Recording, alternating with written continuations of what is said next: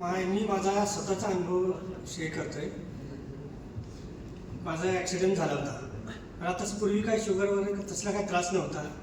Accident झाल्यावर माझं पायाचं operation झालं. ऑपरेशननंतर मग जखम कमीच होत नव्हती.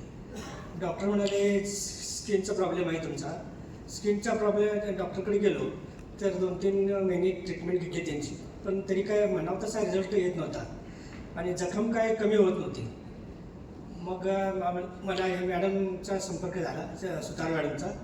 मग त्यांनी मला हे आपला अँटॉक्स डी आणि अँटॉक्स टी घ्या म्हणले. मग मी एक 6 महिने औषध घेतलं.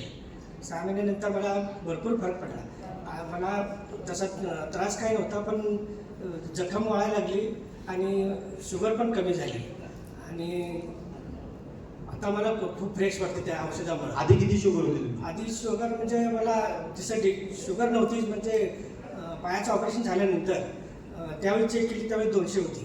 आणि त्यानंतर डॉक्टरच्या सल्ल्यानेच मग दिवसाला सकाळी संध्याकाळी गोळी होती. मग डॉक्टरच्या सल्ल्याने डॉक्टर सकाळी आणि म्हणजे एक होती, त्यानंतर अर्धी केली. अर्धीनंतर डॉक्टर म्हणले आता तुम्हाला त्रास नाही, गोळ्या बंद करा. आता गोळ्या पण बंद आहेत आणि औषध पण बंद आहे. Very good.